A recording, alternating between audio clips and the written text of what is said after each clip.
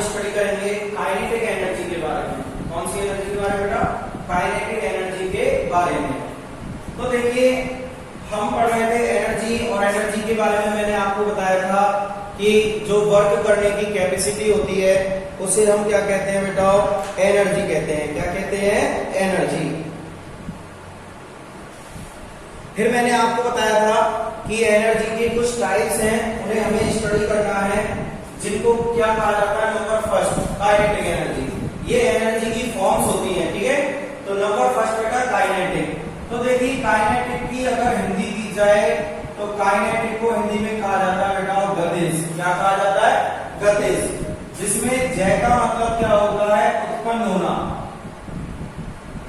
जय का मतलब क्या होता है? उत्पन्न होना, जिसको इंग्लिश में क्या कहा जाता है बेटा? प्रोड्यूस। इंग्लिश में क्या कहा जाता है? प्रोड्यूस। प्रोड्यूस होना। और गति का मतलब क्या होता है बेटा? इंग्लिश में मोशन। क्या होता है? Motion.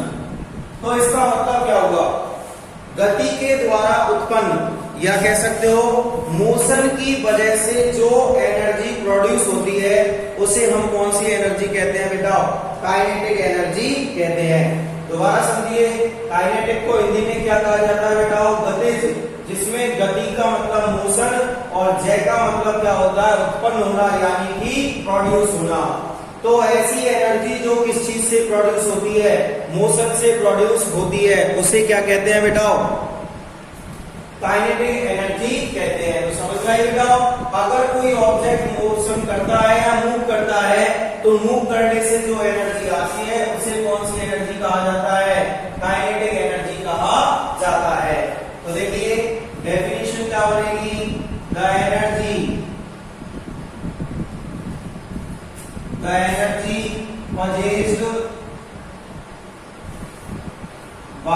possessed by an object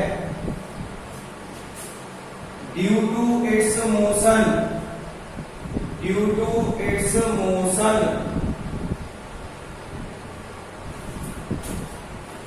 is called kinetic energy.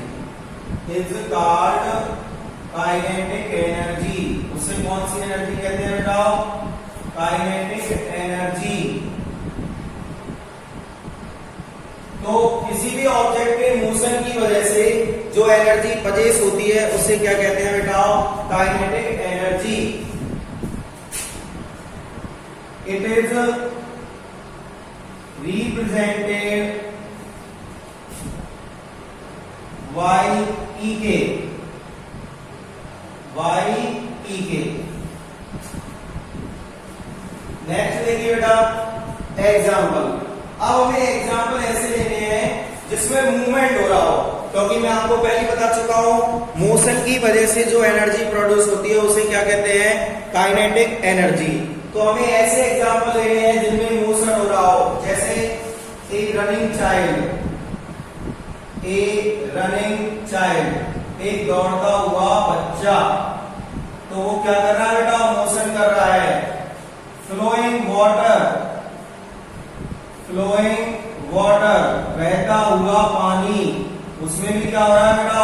Movement हो रहा है। फ्लाइंग बर्ड्स, उड़ते हुए पक्षी, उसमें भी क्या हो रहा है बेटा? मोशन हो रहा है। क्या हो रहा है? मोशन।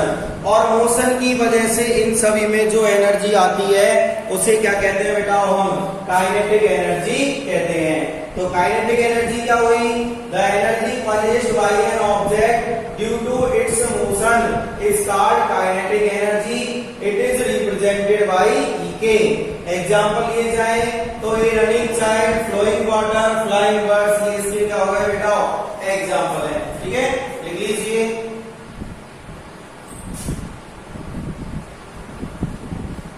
अब देखिए बेटा, यदि हम इसको मैथमेटिकली कैलकुलेट करें तो कैसे करेंगे?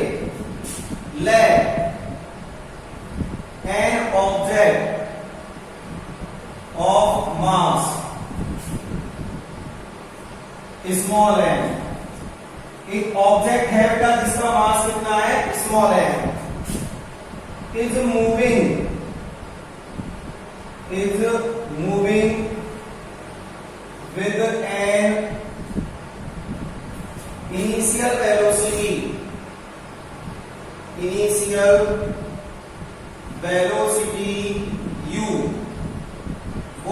किससे मूव करता है बेटा? इनिशियल वेलोसिटी u से।